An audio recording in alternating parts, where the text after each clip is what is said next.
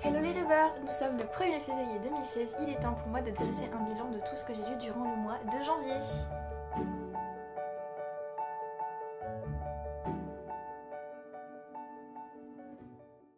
Alors, ce mois-ci, j'ai lu pas mal de livres. J'étais mal partie et en fait, j'ai lu beaucoup plus que ce que j'avais escompté. J'ai lu plus d'une dizaine de livres, ce qui est plutôt pas mal en soi pour un début d'année. Le challenge Goodreads me dit déjà que je suis en avance sur ce que j'avais prévu, donc je suis plutôt contente. Je vous avais laissé le mois dernier avec Autant en emporte le vent de Margaret Mitchell, donc publié aux éditions Gallimard, l'édition de 1939. Alors j'ai mis beaucoup de temps à le lire, enfin beaucoup, tout est relatif, j'ai mis une dizaine de jours en tout. Et j'avoue que j'avais hâte d'arriver à la fin, de savoir ce qui se passait. Et ce livre aura été parfait pour débuter mon année parce qu'il m'a fait péter un câble. J'ai ressenti beaucoup de choses. Et je vais pas dire que la fin m'a déçue, mais si en fait, parce que je m'attendais à autre chose. Et pourtant, je regrette pas du tout d'avoir lu ce livre parce que c'est pas une histoire d'amour. C'est vraiment une aventure en soi. Et le personnage de Scarlett aura déchaîné bien des passions puisque j'ai écrit ma chronique et c'est la plus longue que le blog ait jamais recensée. Oui, j'ai le chat qui joue avec un élastique par terre. C'est la chronique la plus longue que le blog ait jamais recensée avec 4 pages Word. Donc je vous invite à aller la lire si vous voulez en savoir plus. C'est vraiment un livre que je conseille même s'il faut s'accrocher parce que c'est pas toujours évident. Après ça, j'ai enchaîné avec un album jeunesse. J'avais vraiment envie de lire quelque chose de détente et tout et je voulais prendre quelque chose qui ne me prendrait pas trop de temps pour changer. Du coup, j'ai pris quelque chose qui m'a duré une soirée. J'ai pris Verre d'eau de Miss B et Debbie Scott que je vous avais présenté dans le book haul, qui est une histoire d'une jeune fille en fait. Donc, je sais plus, je crois que c'est Sarah qui va aller dans la forêt et qui va rencontrer un escargot, tout ça, qui va se faire un petit peu à la vie magique de cette forêt. Et que vous dire que sinon les illustrations elles sont magnifiques et puis que c'est vraiment très bien narré et que je le conseille sincèrement parce que ça change et puis ça fait une petite bouffée d'oxygène comme quand on a fini avec Scarlett dans Autant en emporte le vent. Franchement, ça m'a vraiment fait beaucoup de bien. Après ceci, je suis passée à un livre qui me tentait beaucoup, que je vous avais présenté dans le book haul. Il s'agit du Dernier Prince d'Atlantis de Patrick Génaud, publié chez Fantasmagorie. Alors, comme vous en doutez, ça parle de la fabuleuse cité d'Atlantide qu'on ne connaît plus, mais que, en fait, le système présent est en train de s'écrouler. Il y a une guerre qui va être déclarée et ça nous narre en fait les derniers instants de l'Atlantis pendant sa chute. Et on suit en fait le dernier prince qui est un adolescent de 15 ans et j'ai trouvé ça plutôt intéressant. La mythologie est bien traitée, même si j'ai trouvé que c'était un petit peu rapide sur l'ensemble. On va dire qu'il y a de la romance parce qu'il faut de la romance et voilà, pour moi c'était un petit peu rapide mais c'était parfaitement bien construit et l'intrigue était plutôt intéressante donc je le conseille parce que ça change et que je trouve qu'on en parle...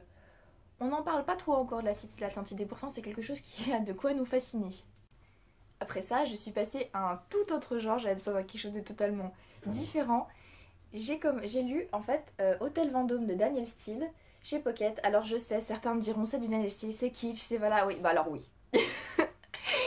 Je ne connaissais pas du tout. J'avais entendu quelques trucs là-dessus et oui en effet c'était un peu kitsch, c'était un peu gnangnan. Par contre ça a été très intéressant au niveau de l'univers hôtelier qui est présenté dedans, j'ai appris pas mal de choses et j'ai trouvé que c'était très bien renseigné. Du coup c'était une bonne lecture même si en effet le côté romance dedans c'était très très gnangnan. Par contre ce qui est très bien renseigné aussi c'est la relation entre le père et sa fille puisque c'est un père célibataire qui va élever sa fille dans un hôtel et puis arrivé à l'âge adulte et bah, il va vouloir se reconstruire, trouver une nouvelle compagne et puis voilà, puis la fille est pas forcément d'accord. Et par contre, si vous aimez pas les trucs de famille recomposés, non, moi c'est pas trop mon truc et j'ai pas trop apprécié, mais ça reste quand même une bonne lecture. Ensuite, je suis passée à un livre que j'avais déjà lu, que j'avais bêta lu même. Il s'agit d'un roman québécois, Ma vie avant la fin de Karine Gaouet, donc le commencement, aux éditions Idée que j'ai. Donc je connaissais déjà l'histoire, mais ça a été un vrai plaisir de me replonger dedans, je savais que j'allais apprécier. Et on découvre en fait Elia et Jeff qui mènent des vies totalement différentes et qui pourtant vont se rencontrer et qui vont tomber amoureux un peu pas par hasard mais comme ça, sans vraiment... Voilà, et pourtant à la base ils peuvent pas s'encadrer. Du coup ça donne des répliques assez sympathiques et le chat est encore en train de me démonter la chambre, c'est génial. Bref, ça donne des répliques assez sympathiques et... l'ensemble est assez fluide, le personnage est plus mature que ce que j'avais vu dans la version originale. Du coup, je peux que vous conseiller parce que ça fait rire. Ça parle de sujets graves aussi et ça nous permet tout simplement de passer un bon moment de lecture sans prise de tête.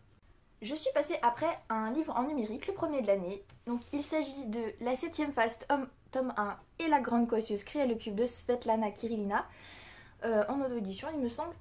Alors là, ça s'appelle de la fantaisie burlesque. Je savais pas du tout à quoi m'attendre avec ça, et pourtant le terme de fantaisie burlesque m'a totalement accroché, le résumé aussi. Il faut dire aussi qu'un personnage qui s'appelle machin chose, il y a de quoi embarquer.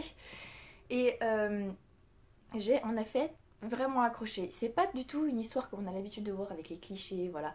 Non, le personnage principal se retrouve obligé d'accomplir les dernières volontés de son oncle, de suivre une quête qu'il n'a aucune envie de suivre, mais qui s'y retrouve un peu contraint par la force des choses. Et c'est un peu un anti-héros qu'on adore suivre parce qu'il arrive plein de verluches et c'est très amusant parce que les règles de ce monde sont un peu loufoques aussi. Imaginez une planète en forme de cube, déjà, ça vaut son pesant d'or. Et il faut trouver la 7ème face, sachant qu'à la base il n'y en a que 6. Donc moi je dis oui et ça a été vraiment une très bonne lecture et j'ai hâte de pouvoir lire la suite qui ne sera que vers la fin de 2016. Donc elle va reprendre son mal en patience mais c'est pas grave, ça vaut la peine. Maintenant je vais vous présenter le coup de cœur que j'ai eu ce mois-ci. Un petit coup de cœur mais un coup de cœur quand même et une histoire qui m'a beaucoup touchée. Il s'agit de La danse hésitante des flocons de neige, donc le premier tome de la saga des frères O'Neill de Sarah Morgan, publié chez Harlequin. Alors comme vous le savez, ce livre était un petit peu atterri dans ma palle par hasard, vu que ma maman a commandé un petit peu ce qu'elle a trouvé sur la wishlist Amazon et que c'était pas dans mes priorités, mais ah mon dieu, c'était tellement bien. Une romance comme ça, mais j'en veux tellement plus. C'était tout doudou, ça parlait de l'univers d'une station de ski. Et, enfin, franchement, je suis un peu fan du ski, du coup, voilà. J'ai totalement adhéré à cet univers, il y a des répliques très fortes, il y a beaucoup de réparties entre les deux personnages, parce que on sent qu'il y a quelque chose qui va se passer, mais on sait pas comment ça va se terminer. Et même si ça se déroule sur une semaine, on est là. Ah, puis c'est ce genre de roman que vous vous sentez tout là. Voilà. Je sais même plus comment dire. C'était trop mignon, c'était très prenant. Et il y a tout un background en fait qui est fait autour. C'est pas seulement l'histoire d'amour, c'est aussi l'histoire d'une famille, de la famille O'Neill. Et j'ai trouvé ça, mais juste merveilleux. Et l'histoire de l'héroïne principale, donc Kayla, est aussi très touchante. Donc voilà, c'est vraiment tout un ensemble. La romance est juste... Voilà, bon, il y a un peu de scène olé olé, mais ça, je les ai un peu... On saute les pages. Et voilà, mais en dehors de ça, il n'y en a pas tant que ça. Et c'est juste... Ah, voilà, ça a ravi mon petit cœur de midinette. Et j'ai vraiment hâte de pouvoir prendre la suite, qui, je crois, c'est l'exquise clarté d'un rayon de lune ou un truc comme ça. J'ai vraiment envie de savoir ce que ça pourrait donner, puisque c'est sur l'un des frères et que les deux frères m'intriguent beaucoup. J'ai ensuite essayé de dénicher un des livres de ma palle qui était là depuis un petit moment. J'essaie de pas trop les faire traîner. Donc j'ai sorti le tome de The Starcrossed, donc Dreamless de Josephine Angelini, publié chez Harper-Teen. Donc c'est un livre en anglais, avec une belle couverture. J'avoue que... Alors ça fait 3 ans que je veux la lire cette suite, donc je vous laisse imaginer que j'étais motivée quand même. J'ai trouvé la lecture, le niveau d'anglais assez difficile quand même. Mais j'ai compris la plupart des trucs, encore heureusement, encore heureux. Mais j'ai beaucoup apprécié quand même. La mythologie m'a beaucoup plu, encore une fois. J'ai beaucoup aimé ce que l'auteur en avait fait. De revoir tous ces trucs des héros, de Hélène, tout ça. Enfin, la mythologie qui est mise en place est vraiment bien tournée. La seule chose qui m'aura vraiment un peu agacée, c'est le triangle amoureux. Je suis pas très fan des triangles amoureux, surtout pour moi j'ai déjà un chouchou et je suis pas d'accord que l'héroïne elle aille voir autre part. Soyons honnêtes, voilà. Il y en a un, c'est tout, point final. Mais en dehors de ça, c'est assez bien mené et je me demande ce qui pourra se passer dans la suite, donc on dit oui. Je suis ensuite passée à un genre totalement différent, vous l'avez déjà vu. Il s'agit de Ta façon d'être au monde de Camille Ensaume chez Kero. Alors c'est un roman, je savais pas trop à quoi m'en tenir parce que j'avais déjà lu un bouquin de cette collection et j'avais pas trop accroché. Mais la couverture et le titre m'ont franchement interpellée. C'est assez poétique entre les deux. Je sais pas ce que vous en pensez, mais je trouve ça super sympa. Et en effet, j'ai été embarquée du début à la fin par un style narratif qui est assez original, assez percutant, qui change et qui varie au fur et à mesure des chapitres. Il y en a 3 il me semble, et même au fur et à mesure des périodes du livre. Et j'avoue que c'est à la fois doux et amer. Et c'est quelque chose que je m'attendais vraiment pas à apprécier autant. J'ai été embarquée par le propos, par ce qui est présenté par l'auteur et franchement ça se lit vite et ça nous réserve plein de surprises. Comme j'ai dit sur Twitter, ça Ça m'a fait réfléchir encore après et j'étais vraiment contente de l'avoir lu parce que je pense que chacun d'entre nous, surtout les femmes, puisque ça parle d'une femme, de deux femmes même, peuvent se reconnaître en fait dans cette amitié qu'elles nouent et des rapports un peu conflictuels parfois qu'elles peuvent avoir. Comme je vous dis, doux amer, c'est vraiment le terme qui me vient. Et c'était une expérience assez innovante et je suis très surprise et très heureuse d'avoir pu lire ce bouquin. Après ça, il y a eu ma deuxième lecture numérique du mois pour un auteur auto-édité, encore une fois. Oups, mes cheveux ils ressemblent à rien, c'est pas grave. Après ça, je suis passée à ma deuxième lecture numérique du mois avec une auteure auto-éditée, donc avec SN Le Moins, donc avec Powerful tome 1, Le Royaume d'Arcilor. Alors, je sais, la couverture est en noir et blanc sur la liseuse, c'est pas très pratique. Mais voilà, alors c'est un roman de fantasy médiévale, il me semble. L'histoire est intéressante, ça parle en fait d'un royaume, le royaume d'Arcilor, qui est gouverné par un tyran depuis des années, depuis plus de 12 ans, et un groupe de rebelles en fait va se lancer dans la reconquête du royaume. Ça nous narre tout ça, et sachant qu'il y a des personnages qui ont des pouvoirs, d'autres pas, donc c'est toute la mise en place de la rébellion. C'était très intéressant, l'intrigue est bien posée, seulement pour moi, et je me suis vraiment ennuyée. C'est vraiment le point négatif, c'est que je me suis ennuyée une bonne partie du roman, j'ai pas tellement accroché, même si c'était bien pensé et qu'on voyait des aspects qui ne sont pas forcément mis en valeur dans la plupart des romans. Donc voilà, quelque chose de sympa, mais j'ai pas foncièrement accroché avec, ce qui est dommage. Là on arrive sur les dernières lectures que j'ai fait ce mois-ci.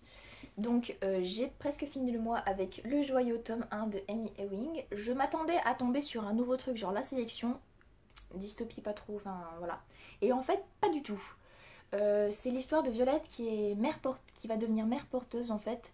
Parce qu'ils ont décidé, dans son génome, voilà, et elle a ce qu'il faut pour être mère porteuse dans la royauté. Donc voilà, elle se retrouve un petit peu dépossédée de sa liberté. Et elle se retrouve projetée dans le joyau, qui est un monde hyper cruel, hyper manipulateur, et c'est incroyable, c'est révoltant, c'est prenant. En même temps, il y a un petit peu de sensualité avec la romance qui nous est proposée, et j'ai foncièrement adhéré. J'ai vraiment envie maintenant d'avoir le tome 2, ce qui est assez rare en fait quand je commence une saga comme ça. Mais là, ouais, j'ai vraiment été très surprise et je suis très très fan de ce que l'auteur a créé et de comment elle a manié les éléments dans son intrigue. Alors j'ai vu que certains disaient qu'il n'y avait pas beaucoup d'action, bah quand on regarde quand même, il faut installer. C'est un tome assez introductif peut-être, mais je trouve que voilà, la collection R nous présente encore un bouquin qui est franchement sympa. Enfin, j'ai terminé le mois avec une lecture qui m'a totalement ravie, mais quand je vous dis totalement ravie, c'est passé très peu du coup de cœur, peut-être que je dirai coup de cœur à la fin quand j'aurai écrit ma chronique. Il s'agit de Rune, tome 1 de Anna Walters, donc en auto-édition. Alors je savais pas trop à quoi m'attendre et en fait j'ai découvert un livre qui nous parle de la mythologie nordique de manière totalement innovante et j'ai kiffé, j'ai grave kiffé, puis la romance qu'il y a à l'intérieur. Oh, genre là aussi c'est comme pour la danse hésitante des flocons de neige. C'est un frôlement de mains et c'est bon. Tout de haut, des pieds à la tête, c'est bon, j'étais cramponnée à ma liseuse. Je ne voulais plus m'arrêter.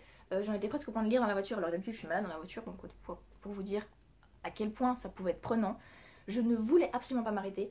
Et la première chose que j'ai fait quand j'avais fini, c'est regarder quand est-ce que le tome 2 sortait. Parce que là je crois qu'il va me falloir le tome 2. La fin est... bon, j'aime pas ces fins là, mais j'aime pas ce que le retournement qu'elle a fait, mais j'ai vraiment envie de savoir comment ça va se passer dans la suite parce que j'ai vraiment beaucoup aimé tout ça.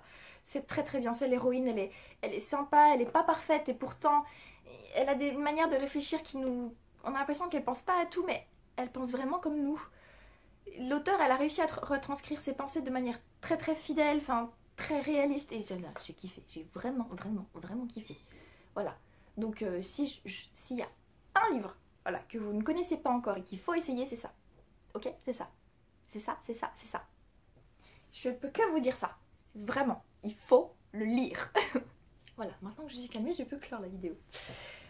Donc, ce sera tout pour ce mois-ci. J'ai lu une dizaine de bouquins, une douzaine même. N'hésitez pas à me dire ce que vous avez pensé de certains livres si vous les avez lus, si vous avez envie de les lire.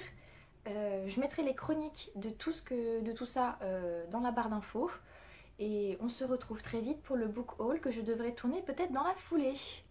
Je vous souhaite un excellent mois de février et je vous embrasse. Faites de beaux rêves, qu'ils soient en mots ou non.